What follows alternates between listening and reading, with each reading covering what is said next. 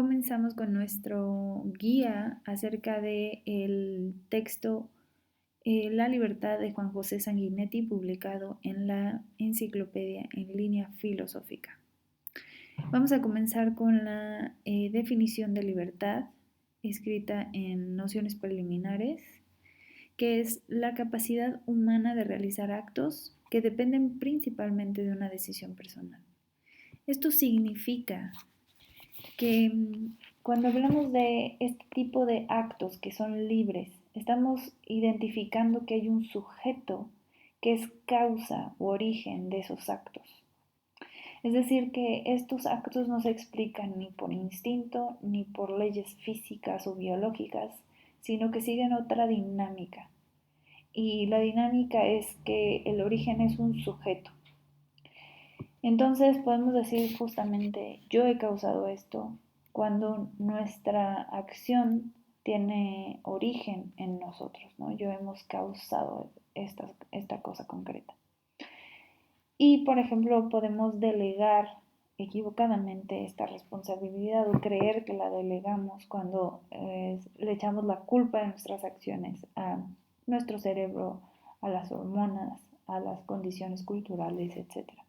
Porque en realidad nuestros actos en gran medida están basados en una decisión personal, aunque ciertamente están condicionados por ciertos factores.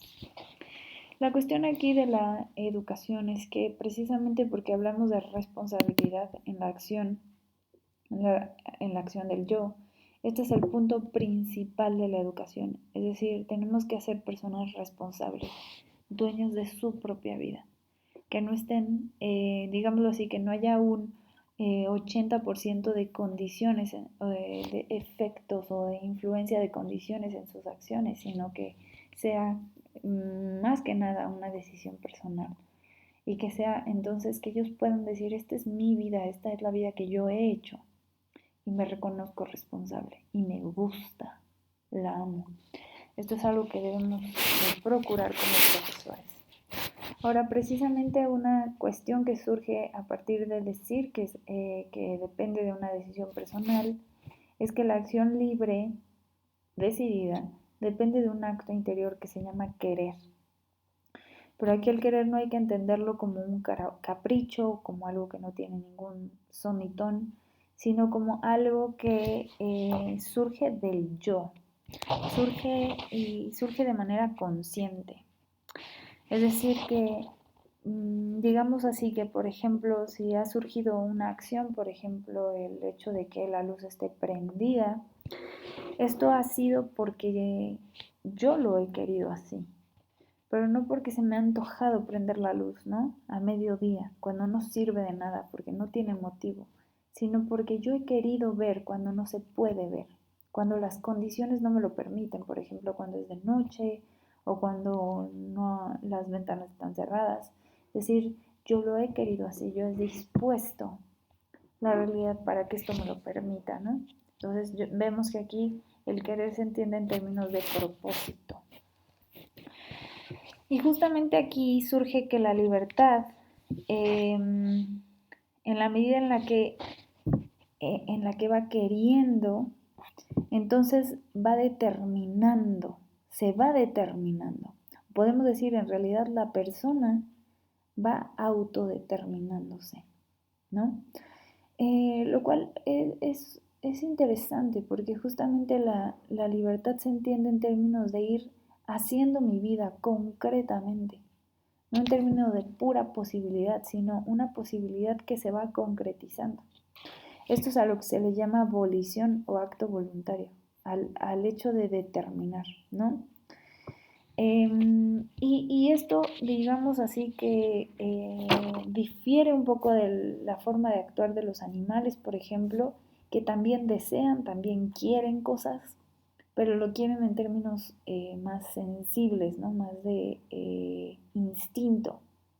Ellos realmente no son dueños de sus actos, sino que actúan en consecuencia de sus instintos. Se dejan llevar por la espontaneidad de sus percepciones, ¿no? Pensemos, por ejemplo, cuando una gacela ve a un león, está corriendo por su vida, pero en el momento en el que percibe el león, no se pone a pensar, bueno, ¿qué tal si hago una ciudad y me protejo de ellos? ¿O qué tal si no sé, me reúno con mis amigos gacela y entonces creamos algo más fuerte que el león no quiera acercarse? Sino simplemente la reacción es completamente espontánea, fruto de un instinto. Entonces no son dueños de sus actos, simplemente actúan en consecuencia de lo que su naturaleza ya les predispone. Y así es que nosotros no podemos decir que ellos actúan voluntariamente, que no quieren volitivamente, sino que simplemente desean en un sentido sensible. Y en cambio el hombre más bien se autodetermina, es decir, va haciendo su propio camino y además va haciendo un camino tan concreto que es completamente mío. Es decir, hay en el hombre también una eh, posibilidad de hacerme completamente diferente al otro. Siendo igual a ti, soy completamente diferente a ti. Esa también es una de las posibilidades que te permite la libertad y particularmente la determinación. O sea, la ejecución de mis acciones de manera particular me permite hacer mi propia vida. No solamente copia de de los otros hombres, sino hacer la mía propia. Pero este acto de autodeterminación implica dos cosas. Implica la autoconciencia, es decir, esta capacidad de poder eh, comprender la realidad, comprender la realidad en primer lugar, valorarla y además volver sobre ella, ya sean las cosas externas o sobre mí mismo. Es decir, soy consciente del mundo y soy autoconsciente de mi propia realidad. O sea, no solamente comprendo que hay o percibo que hay un mundo fuera y comprendo que hay un mundo fuera de mí, aparte de mí, sino que además comprendo que yo soy algo concreto, yo soy alguien concreto, que puede hacer su propia vida, su propio camino. Y entonces es ahí donde entra como parte crucial de la autodeterminación, porque para poder ir haciendo mi propia vida necesito saberme, eh, digámoslo así, dueño de una propia existencia, ¿no? Que además es única. Entonces ir haciendo mi propio camino, deliberando mi propio camino, que esta palabra es muy importante para el término de determinación, es lo que se llama libre albedrío. Es decir, ser árbitros nosotros, ser como jueces de nuestro propio camino, ir diciendo, bueno, vamos para allá, ¿no? Si lo vemos como un gran camino, digámoslo así, que el libre albedrío sería ir decidiendo poco a poco qué es lo que yo quiero de mí, lo de mi propia vida, de mi camino personal, ¿no? Lo cual implica, por supuesto, autoconciencia y por otro lado, la autoposesión. Es decir, yo no puedo eh, ser plenamente libre si me dejo llevar por los condicionamientos externos, si dejo que mi vida sea, digámoslo así, una pluma que se deja llevar por el viento de las hormonas, de las tendencias, de la propaganda, de lo que me dicen los demás, ¿no? Más bien un sujeto auténticamente libre no es aquel solamente el que es muy consciente de lo que sucede en el mundo, sino que también es capaz eh, de actuar con fortaleza en su vida.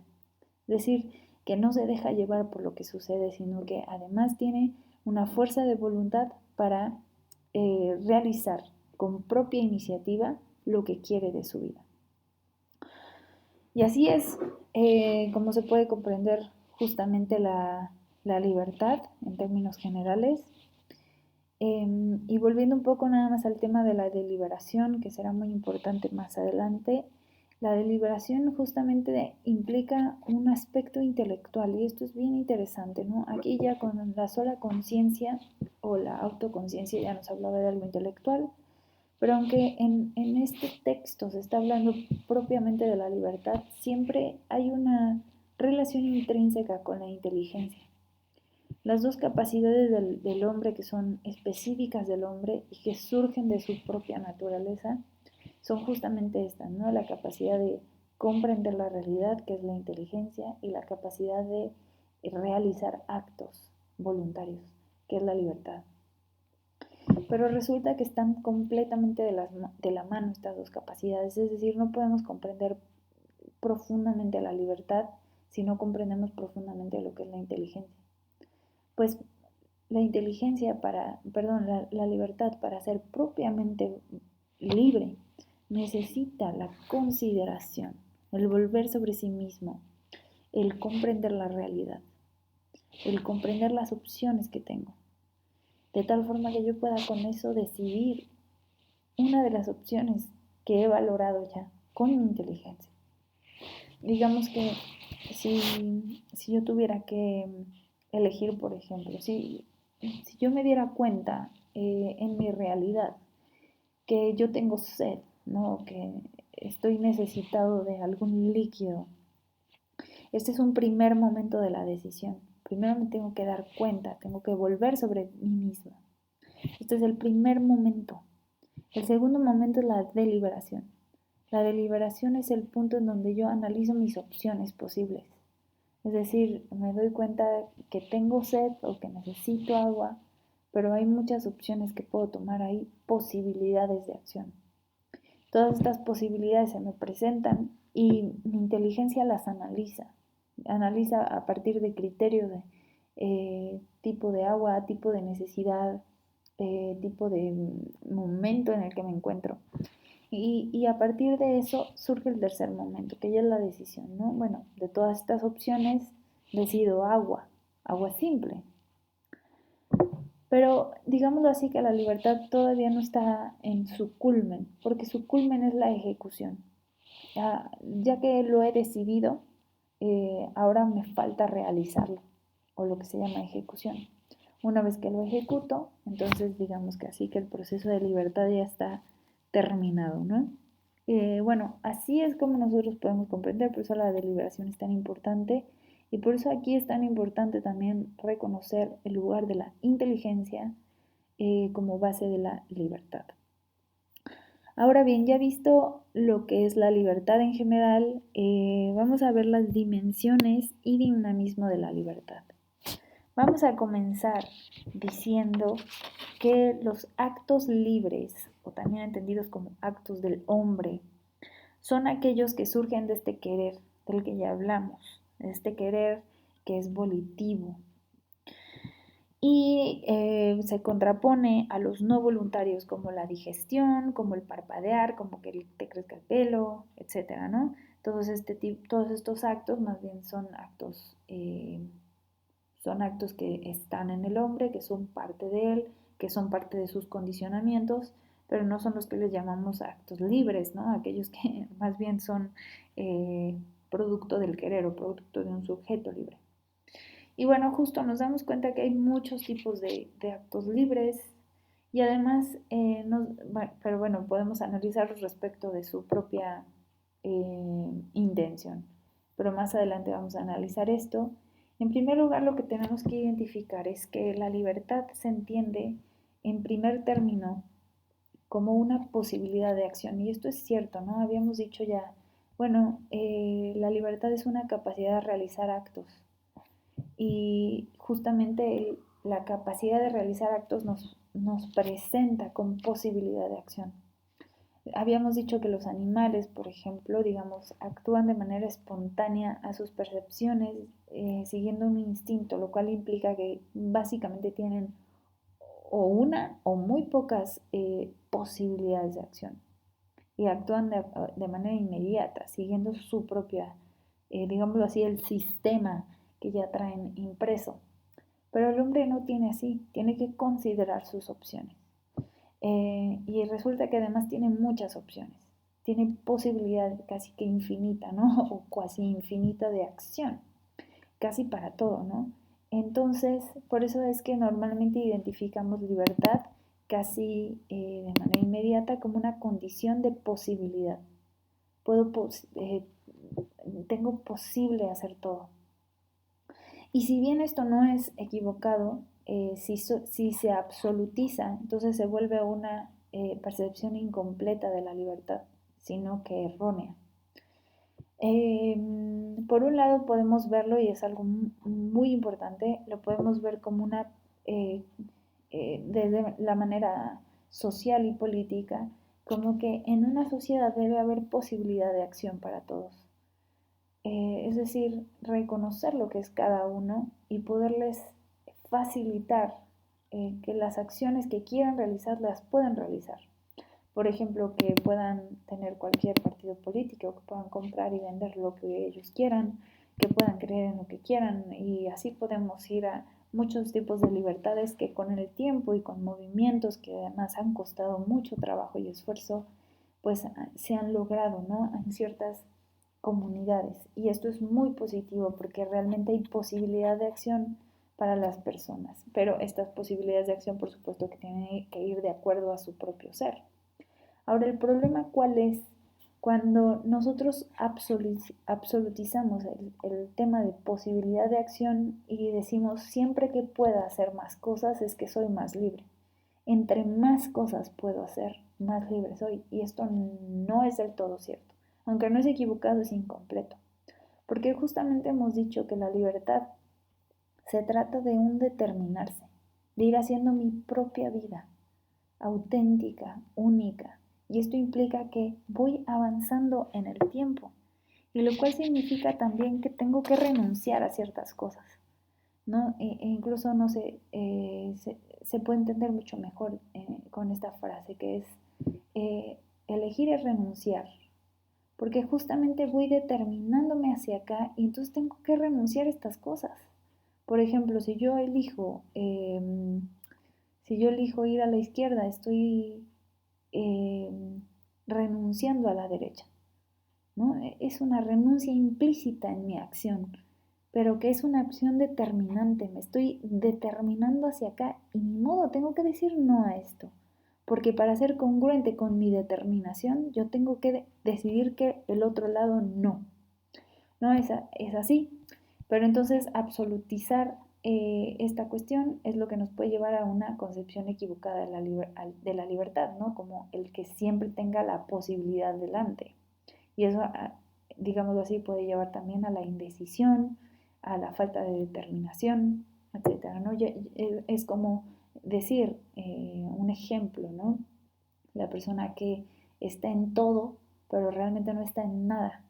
Es decir, no se lo puede identificar con algo y al final, digámoslo así, que se pierde en el todo, porque no está completamente determinada. En cambio, una persona que podemos encontrar como auténtica es aquella que ha desarrollado su vida en un camino, ¿no? O que incluso a pesar de las vueltas que ha dado la vida, se ha determinado finalmente en ser él mismo, de tal forma que ha tomado decisiones concretas, determinadas, hacia el camino personal. Otra cosa que nos permite justamente comprender la libertad como posibilidad de acción, no en un sentido absoluto, es que también nos permite identificar que la libertad tiene que ver con autonomía e independencia, que esto es algo muy importante para comprender la libertad.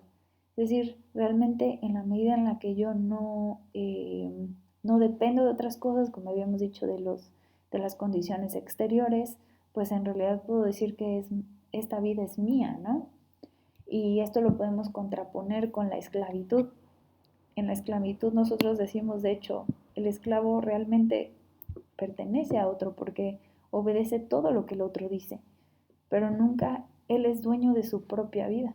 Él nunca se autoposee, no decide sobre sí, sino que otro tiene este poder, ¿no?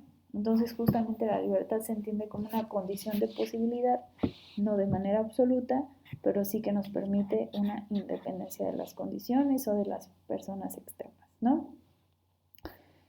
Y bueno, justo esto nos lleva a plantear la cuestión, habiendo dicho que es una condición de posibilidad, resulta que aquí en estas posibilidades es donde la persona decide y debe decidir, ¿no? Y decidir para determinarse. Entonces, ahí cuando tiene que decidir, entonces es cuando surge la cuestión de la intención. Decidir hacia qué, decidir por qué hacia allá y por qué no hacia acá. Esa es una pregunta que surge y que de hecho va formando la intención, porque le va dando contenido a la decisión, ¿no? O sea, no solo un decidir por decidir, pues ya derecha, pues porque sí, sino quiero derecha. Es decir, es una decisión que viene desde la raíz. Quiero hacia allá y entonces voy hacia allá. No es como estoy en la derecha y después entiendo cómo. De tal forma que obviamente sea más libre, ¿no? A veces podemos habernos encontrado en una situación semejante de decir, bueno, yo estoy acá, pero no entiendo ni por qué, pero tal vez por falta de libertad o por falta de conciencia en nuestra acción. Entonces, bueno, surgen las decisiones en la medida en la que son más conscientes del por qué esa decisión es que surge la intención. Porque la intención se trata de un propósito, de un me gustaría volitivo, quiero esto, pero lo quiero en un sentido de deseo para mi desarrollo personal. Tengo el propósito de ser esto, de hacer esto, de lograr esto. Es ahí que en el acto intencional se quiere algo concreto, ¿ok? Y cuando se quiere algo concreto y la intención, digámoslo así, es como el timón de la decisión o de la libertad, ¿no?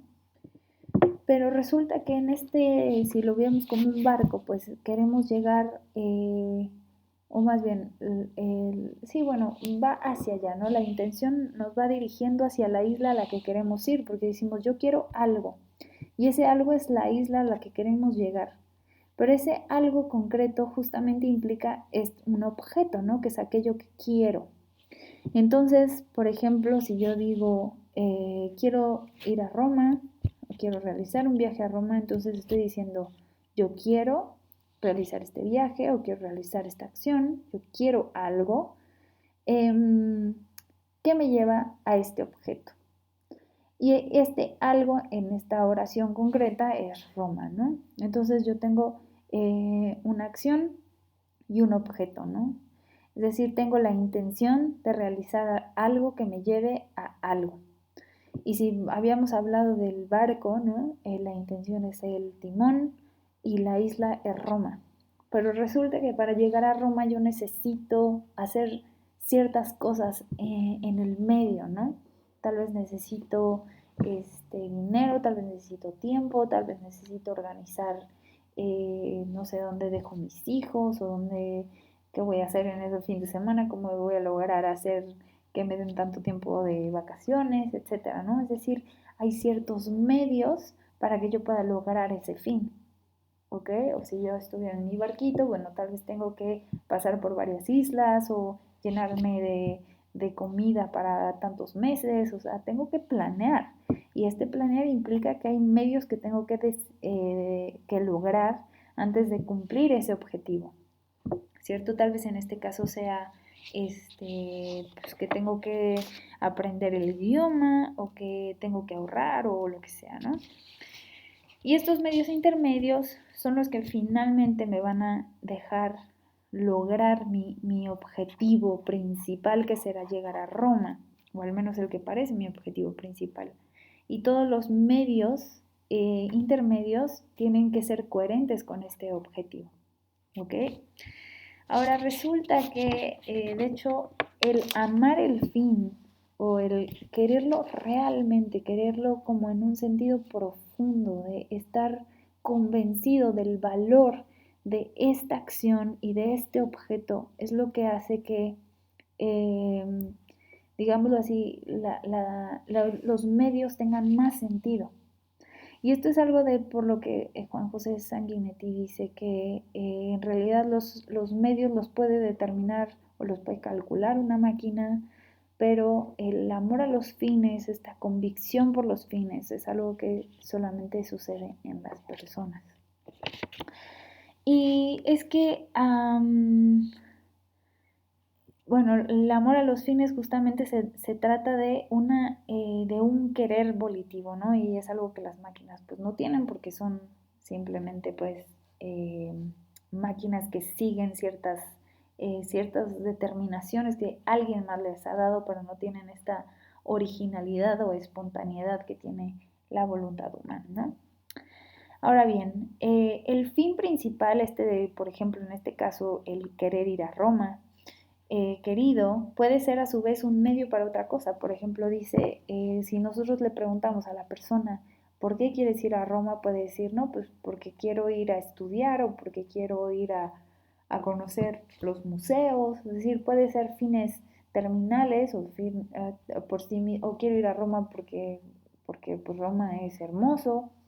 Es decir, podemos encontrar medios terminales, fines terminales, que son aquellos que se quieren por sí mismos, fines contemplativos, que son como eh, pues para el deleite personal, o fines intelectuales, ¿no? Que para estudiar, o fines lucrativos, ¿no? O sea, porque quieres vender uno, o fines de lúdicos, ¿no? Porque me quiero divertir ahí o lo que sea. Es decir, encontramos que hay múltiples fines y que pueden surgir a partir de este aparente fin principal, ¿no? Eh, pero justamente aquí la cuestión que nos surge en el siguiente punto es que hay ciertos fines terminales que pueden orientar por completo la acción. Y justamente podemos llegar a estos fines a partir del análisis de nuestras propias intenciones, justamente con el fin de hacer nuestra vida mucho más consciente. En la medida en la que logramos identificar nuestras motivaciones últimas, es que podemos, digámoslo así, superar este nivel de actuar en el inconsciente, ¿no? Y seguir actuando conscientemente, digamos, tal vez no dejar de ser influidos por las condiciones, pero al menos ser conscientes de ellas y poderlas trabajar correctamente, ¿no? Decir, bueno, yo sé que esto sucede por tal cosa, pero al menos no dejarte llevar como hoja al viento, ¿no?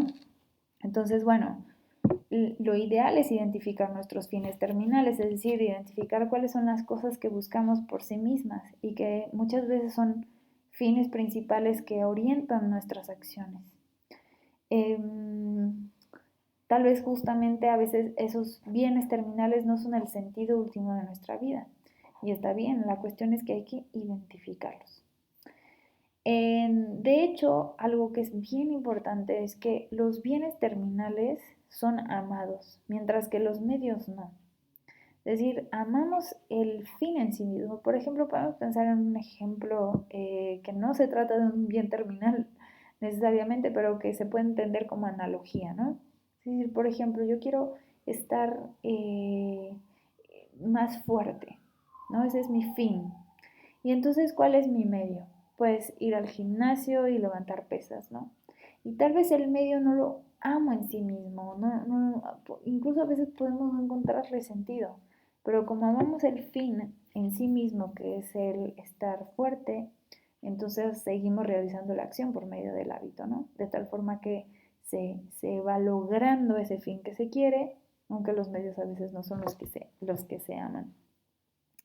Y de hecho a veces podemos encontrar que los medios son bastante atractivos, pero por ejemplo el que yo me quiero titular y tú amas todas las clases a las que vas y todo, ¿no? Pero en realidad pues lo que tú quieres en realidad y lo que es tu fin último o tu bien terminal sería pues el estar graduado o el estar desarrollándote en un área concreta.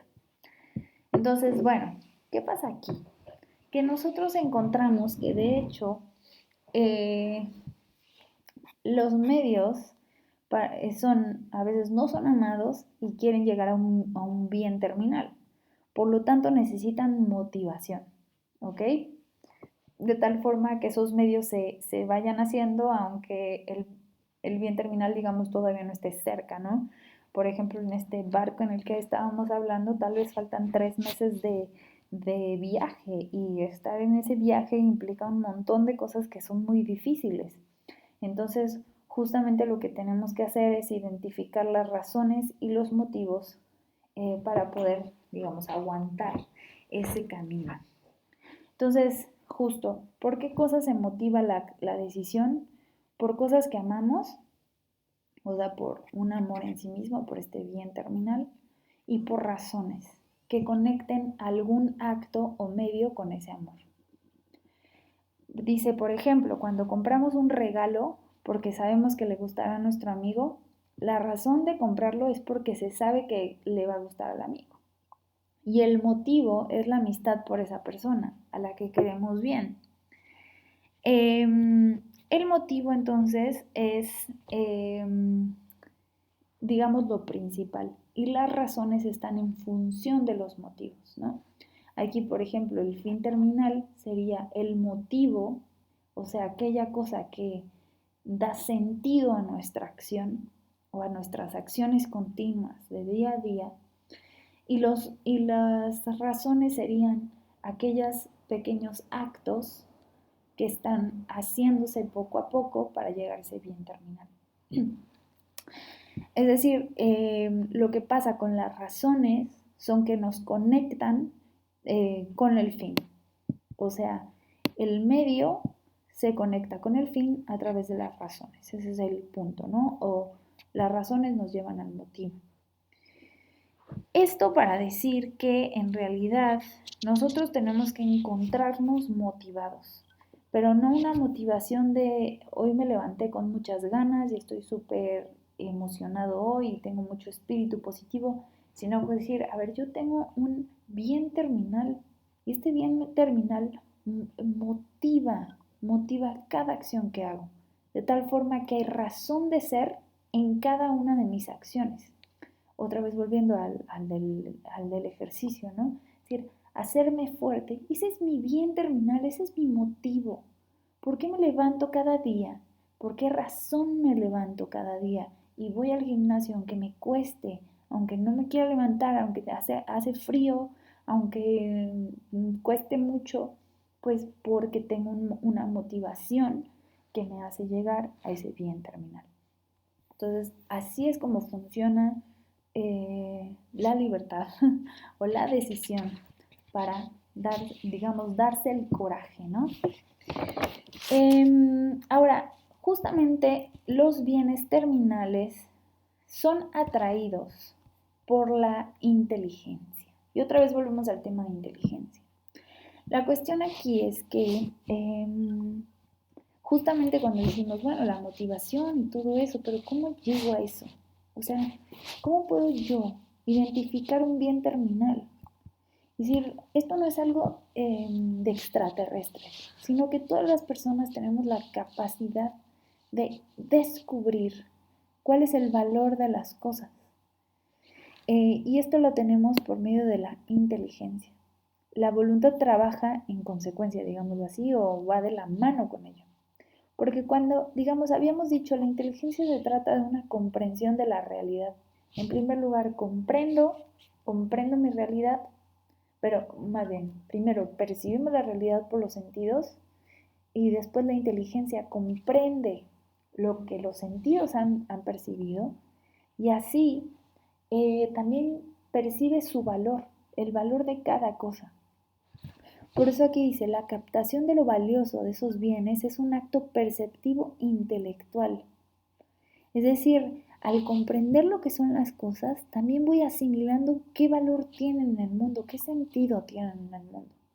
Y así es que se presenta como bueno, como amable, como algo querible o como algo amable en el sentido de lo puedo amar.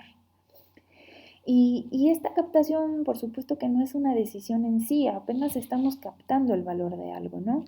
Y a partir de eso puede surgir una decisión. Y justamente lo que sucede a partir de, o sea, yo descubro el valor de algo, ¿cierto? Lo descubro y después la voluntad queda como cautivada. Es decir, digámoslo así, que se admira del valor de eso que la inteligencia ha captado y entonces puede desarrollar un querer, un acto volitivo, ¿no? Ahora quiero eso.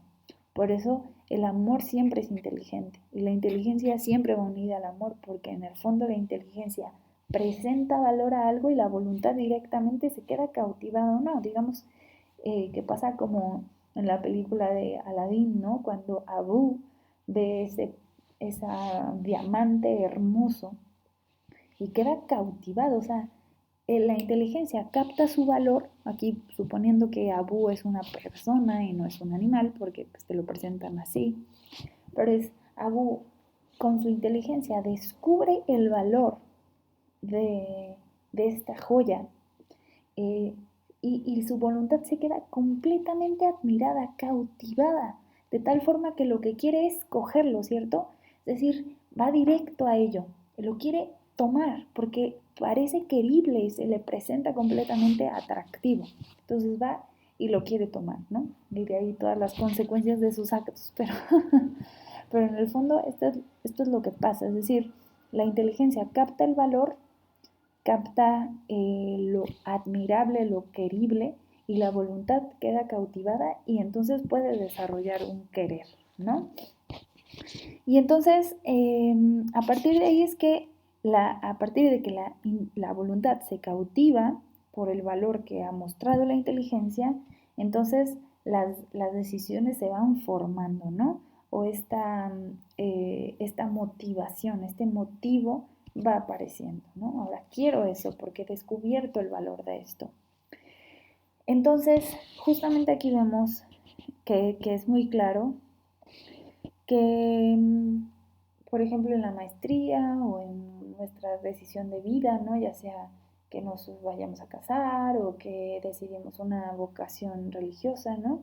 Lo que vemos es que hemos descubierto el valor de algo concreto.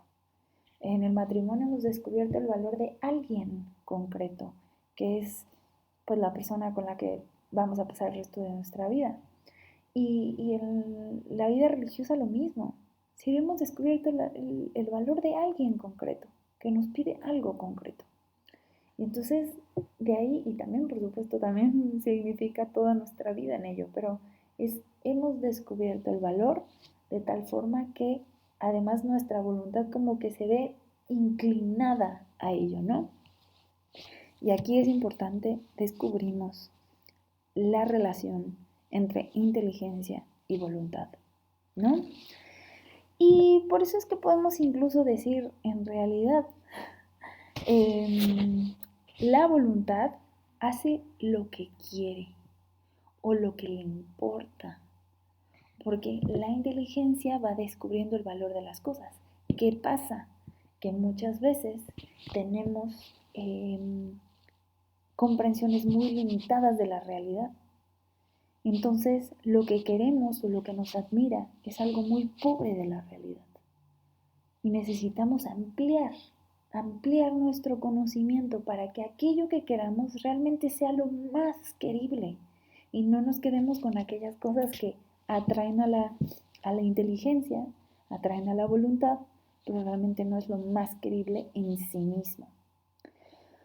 Por otro lado, también tenemos que reconocer que hay ciertas inclinaciones naturales que son dadas a la naturaleza y que también hace que nosotros queramos ciertas cosas. Y esto no para nada limita la libertad, sino que más bien nosotros tenemos que descubrir qué es lo que realmente es parte de la naturaleza y qué no. Porque luego le atribuimos cosas a la naturaleza que no es parte de la naturaleza, no es parte de ciertos hábitos o ciertas cuestiones pues transmitidas culturalmente, pero que tal vez no son tan humanas. Una de las cosas que sí son parte de inclinación natural es, por ejemplo, la inclinación a la amistad. Elegimos amigos y esto es algo que surge de manera natural y que nos parece atractivo casi de manera inmediata, no lo tenemos que procesar demasiado, ¿no? La voluntad no se tiene que admirar tanto porque ya lo hace casi de manera natural el elegir amigos, ¿no? Y particularmente cierto tipo de amigos.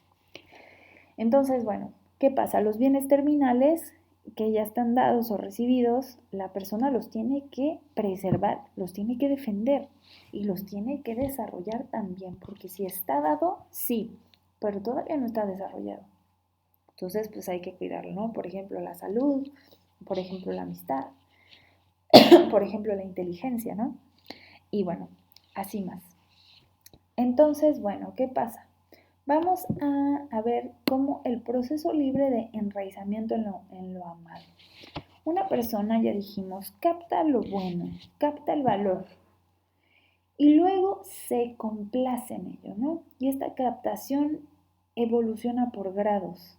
Es decir, tal vez empieza, es lo que les decía, ¿no? De que empieza tal vez conociendo las cosas demasiado limitadamente y después empieza a desarrollar estas capacidades, de tal forma que se va volviendo más sensible a ciertas cosas.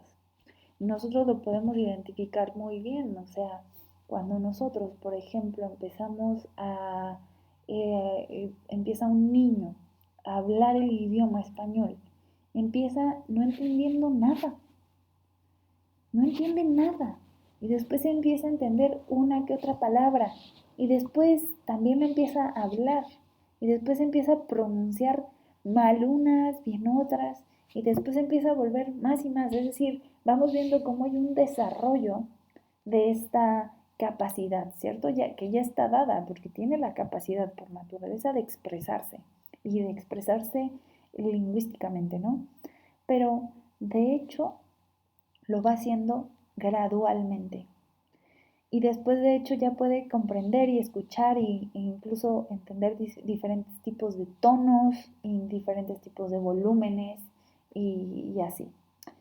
E incluso tal vez creciendo podría desarrollar incluso la capacidad no solamente de escuchar voces, identificar tipos de voces, de identificar de quién es esa voz, sino que incluso podría identificar qué tonalidad está, ¿no? Que si es la, que si es sol, y que si es un tipo de voz tal o que si es un soprano, o incluso podría identificar si tuvo algún error de dicción.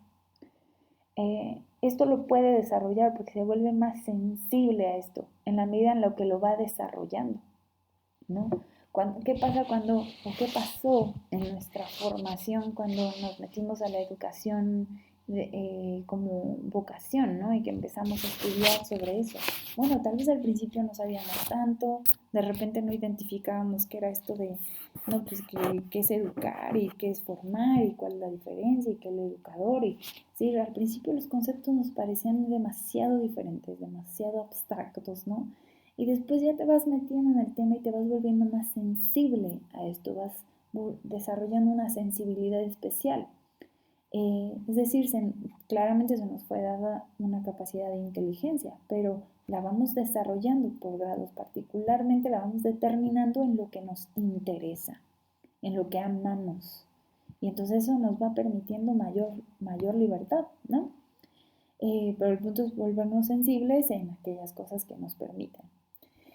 Y justamente lo que nos dice aquí es que este proceso libre nos va enraizando, nos va haciendo, nos va metiendo, nos va, sí, como cultivando en aquellas cosas que más amamos. De tal forma que, de hecho, por eso es que se entiende, cuando hablamos de lo amado, siempre se entiende en términos de una planta, por ejemplo, que estamos haciendo vivir, ¿no? ¿Y qué pasa con esa planta? Pues la tenemos que regar, la tenemos que cuidar para que crezca sana. Lo mismo sucede con todo el desarrollo humano y también con la libertad humana, ¿no? En la medida en la que vamos desarrollando una capacidad concreta, una sensibilidad especial, es que la vamos haciendo más específica y mucho más detallista, mucho más sutil, y así podemos identificar mucho mejor pues las cosas de las que queremos identificar, ¿no? Así nos volvemos especialistas en la cuestión. Entonces, bueno, justamente, ¿cómo podemos también enraizarnos en lo amado? Pues yo ahorita estoy poniendo una cosa muy positiva, ¿no? Que es la educación o aquí te ponen matrimonio y todo. Pero también puede ser que nosotros de hecho estemos amando algo que no sea tan positivo, ¿no? Por ejemplo, pensemos a alguien que está metido en las drogas, ¿no?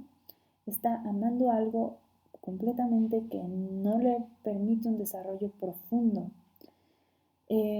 o que sea el alcohol o lo que sea, no necesariamente algo que sea adictivo y que te destruya hormonas y todos, neuronas, perdón, sino puede ser algo que no te afecte tanto de manera física, pero que sí no sea algo completamente desarrollador. Entonces, ¿qué nos puede ayudar o qué cosas tenemos que nos pueden ayudar a salir de eso? Pues la razón. O sea, nuestra propia inteligencia de hecho nos puede asegurar que aquello que amamos es realmente algo amable, qué es bueno. Habíamos dicho que la inteligencia es la que reconoce qué son las cosas y puede reconocer su valor objetivo. A veces pensamos que la inteligencia solamente nos proporciona, o cuando hablamos de valores, pues lo que a ti te gusta o lo que tú le encuentras, pero no es algo objetivo, y sí lo es. La inteligencia puede reconocer el valor objetivo de la dignidad humana, puede reconocer el valor objetivo de la belleza artística del David, lo puede reconocer. Esto es una belleza objetiva, porque hay armonía, porque hay técnica y porque hay contenido profundo, ¿no? En esta expresión. Puede encontrar el valor objetivo de la utilidad de una computadora. Lo puede comprender y es objetivo. Y también puede comprender objetivamente la bondad de ciertos actos o de ciertos objetos, ¿no? Por ejemplo, si yo quiero ir pues si yo quiero ir a Roma, es algo positivo, es algo bueno y es objetivamente bonito. Pero tal vez si yo quiero ir a un lugar donde van a asesinar personas o donde me van a matar o donde hay leones, pues tal vez no sea algo o sea, leones como puestos para matarme o para comerme, pues puede ser que no sea algo tan objetivamente bueno, ¿no? Entonces, justamente la razón lo que nos puede asegurar es que aquello que amamos y sus medios justamente sean congruentes y proporcionados a nuestra propia naturaleza y a lo que queremos como personas, es decir, a nuestra vocación personal. Ahora, ¿qué pasa con la libertad ante aquello que es valioso, pero que no es necesario? Lo primero que hay que hacer es identificar qué significa eso de no necesario. En realidad estamos hablando de bienes que son volitivos, es decir, bienes que dependen de que yo los quiera o no, pero que no los en sí, puedo vivir sin ellos. O sea, puedo mantenerme respirando sin ellos. Por ejemplo, el hecho de una amistad o el estudiar o leer, algún hobby que me guste, ver alguna serie, jugar juegos de mesa. Esos son cosas que no las necesito para vivir, pero realmente son valiosas. Y para este tipo de cosas justamente reconocemos que la libertad puede o no quererlos, puede rechazarlos o puede asumirlos. Y es que en ellos es que se ve implicados aquello que el hombre ama, aquello que al hombre le interesa, ¿no? Está en íntima asociación con su percepción intelectual, con aquello que valora como bueno. Lo que hay que hacer aquí es justamente identificar que lo valioso no necesario sea algo que objetivamente se puede amar y que es amable en sí, y que no sea algo que destruye, aunque yo lo vea como valiosísimo, ¿no?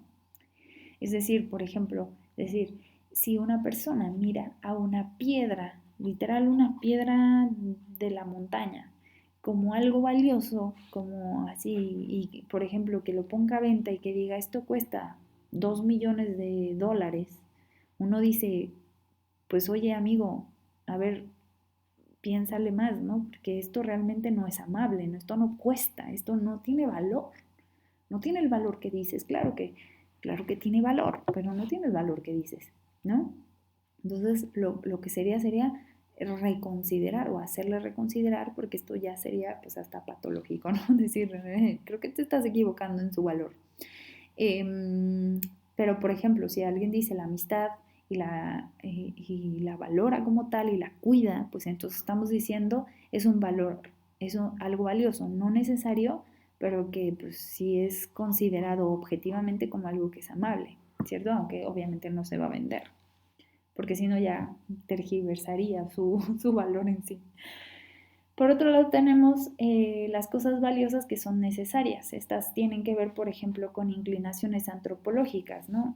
Ya sean cosas voluntarias o cosas de la naturaleza.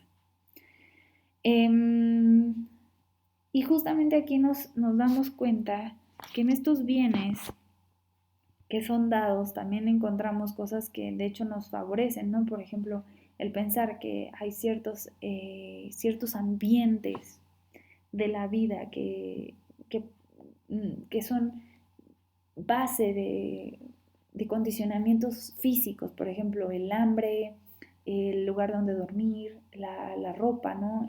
La vestimenta que usas. Estas son tal vez cosas que son parte de nuestras condiciones y de nuestros valores necesarios para vivir, pero que también condicionan la búsqueda de valores no necesarios. Si nosotros no tenemos esto básico de los valores necesarios, pero físicos, entonces nosotros no vamos a poder brincar a algo más, porque vamos a estar completamente pensando en qué comer, para después poder pensar en algo más. Ahora, también hay ciertos valores o cosas valiosas espirituales, ¿no? Eh, y dice, todos los seres humanos tienen una inclinación natural y personal a preservar su vida, por ejemplo, a llevar una vida digna, a cumplir con sus obligaciones morales. Estas son cosas que son necesarias para vivir. O sea, si no se me respeta la vida, eh, si no cumplo ciertas obligaciones morales, digamos que son, eh, afectan de manera significativa nuestra forma de vida.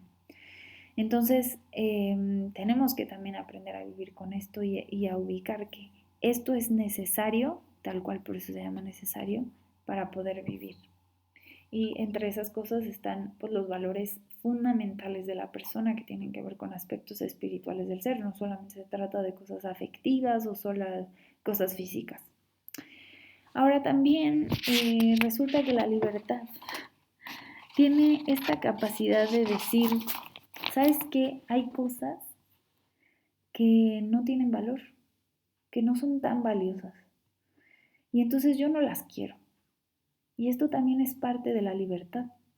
Es decir, la libertad, como habíamos dicho, no se trata de una posibilidad de acción absoluta, sino de reconocer qué cosas se pueden hacer y qué cosas no se pueden hacer, qué cosas son queribles y qué cosas no son queribles. Por ejemplo, la muerte, ¿no? Decíamos, bueno, justamente la persona quiere preservar su vida, pero también puede, justamente parte de la libertad es decir, yo no quiero morir, yo no quiero ser atacado por un ladrón y ser asesinado, no lo quiero. Y esto es parte también del ejercicio de la libertad. O sea, no es una parte de indiferencia, de no lo quiero, eso es indiferente. O sea, ¿por qué eres tan indiferente? Porque no quieres algo. O incluso se ve como se ve el no, entonces parece como algo como si no se siguiera de la libertad, ¿no? Porque la libertad como que siempre se piensa en síes, ¿no? Sí, sí, sí, sí. Pero en realidad la libertad también es decir no. Incluso podemos comprender, como ya les había dicho, que eh, decidir es renunciar.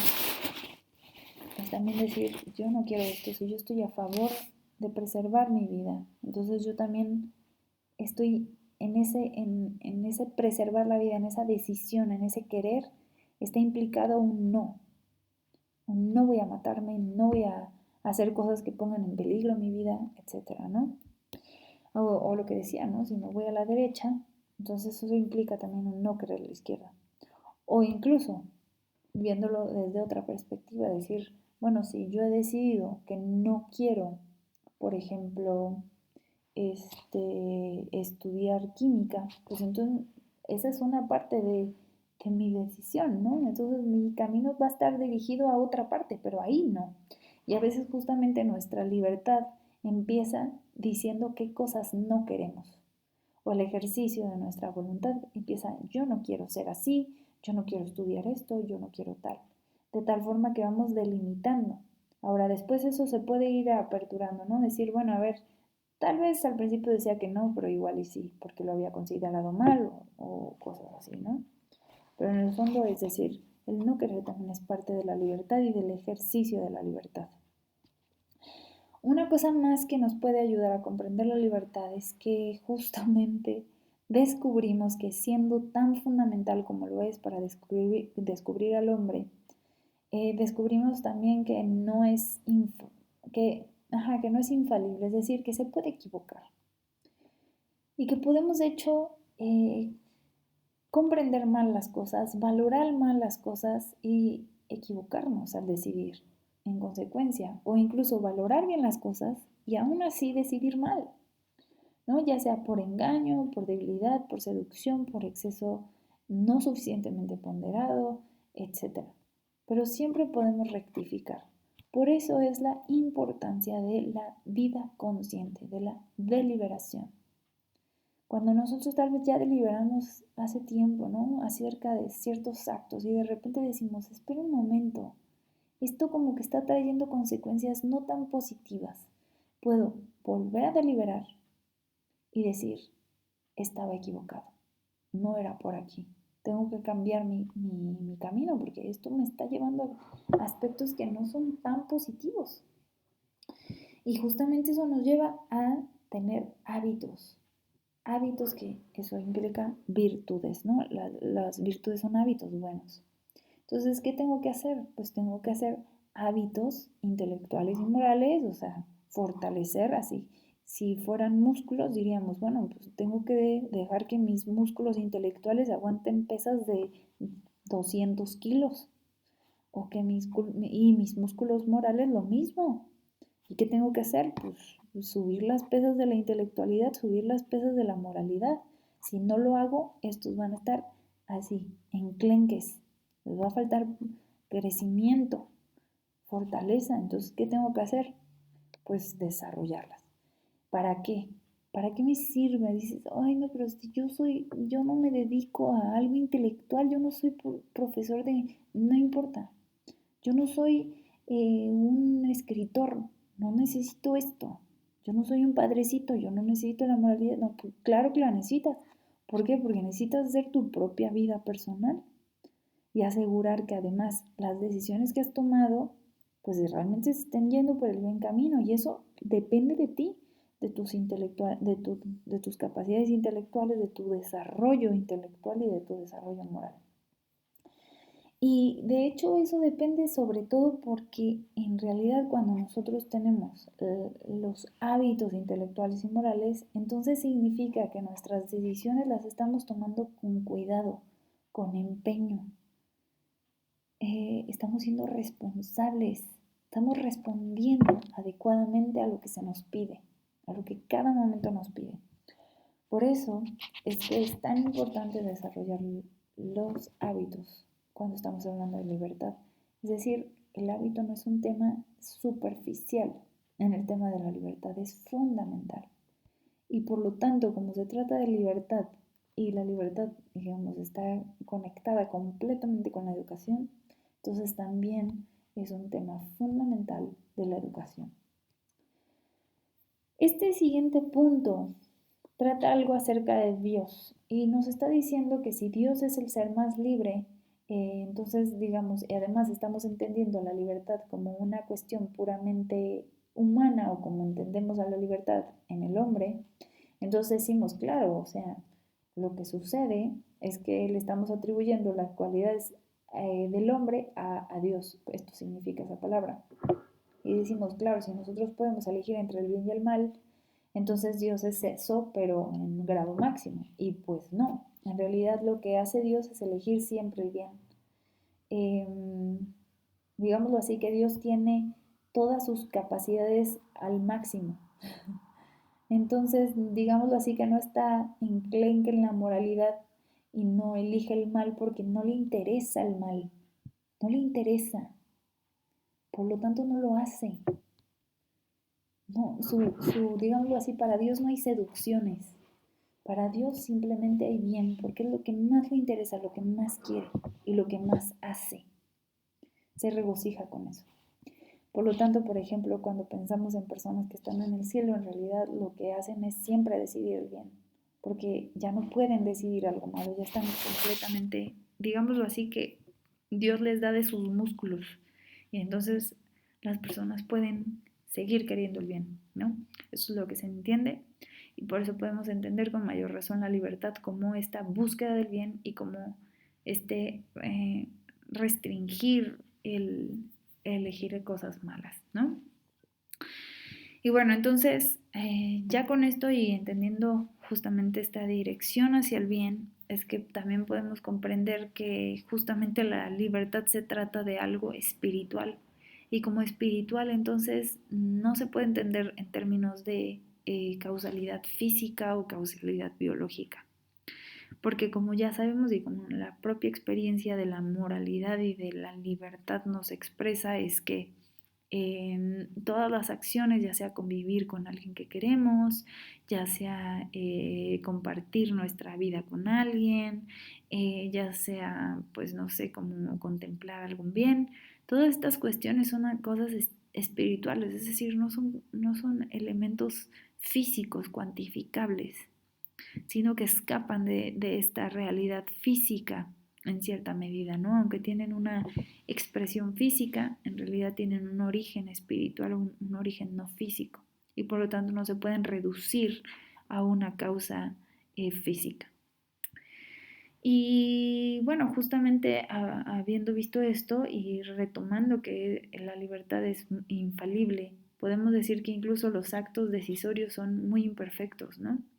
Y que aunque hemos dicho que la inteligencia guía en gran medida la libertad, no podemos decir que el hombre, una vez que ha comprendido el bien, lo hace, sino que es imperfecta también la libertad humana porque incluso sabiendo el bien puede decidir el mal.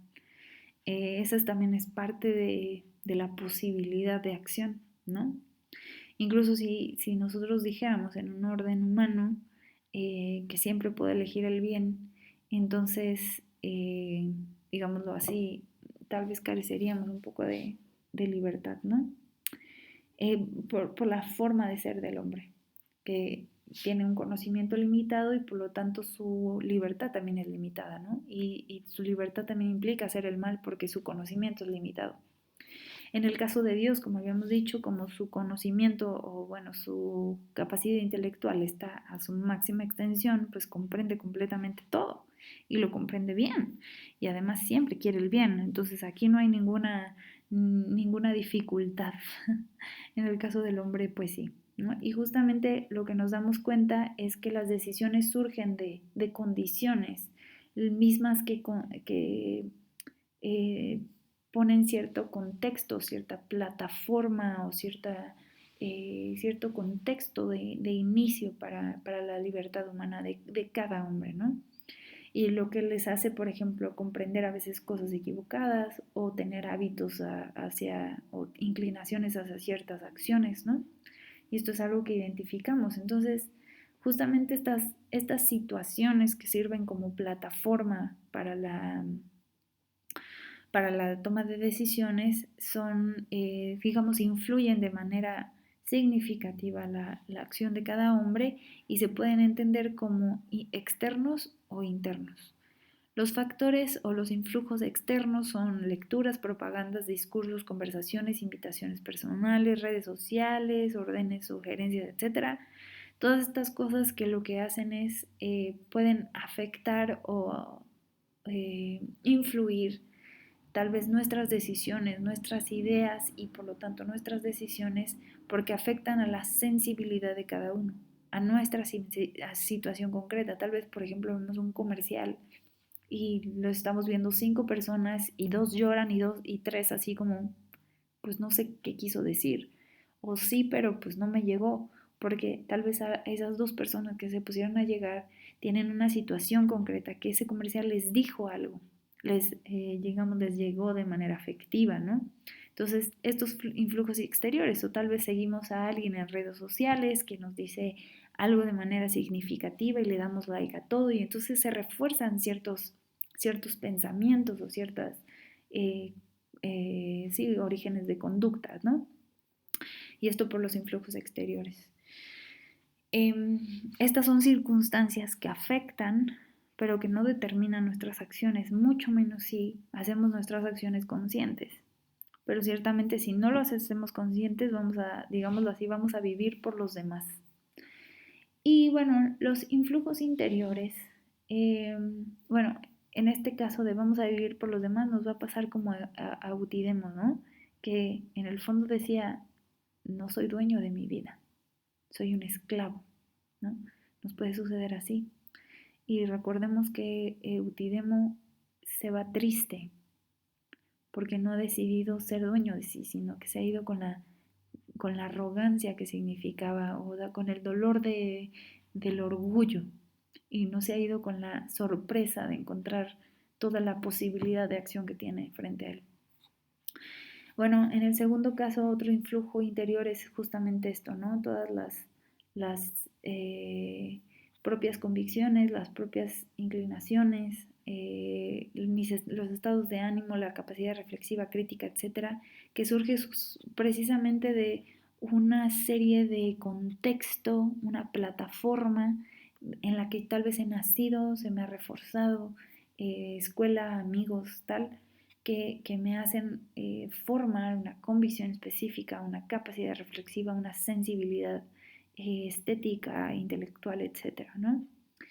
Y digámoslo que sí, que aquí tiene gran importancia o gran eh, origen nuestras decisiones. Estas son todavía más fuertes, tal vez estas se alimentan por los influjos exteriores, pero debemos de también saber sacar, saber limar aquellos influjos exteriores que no son tan positivos para nuestras decisiones y para nuestras ideas, porque una decisión basada en datos falsos no es completamente libre. Y una persona madura distingue entre fuentes confiables y poco confiables, y critica y analiza y delibera cada cierto tiempo. No se la pasa deliberando porque sería una pérdida de energía, pero lo que sí hace es cada cierto tiempo hacerlo.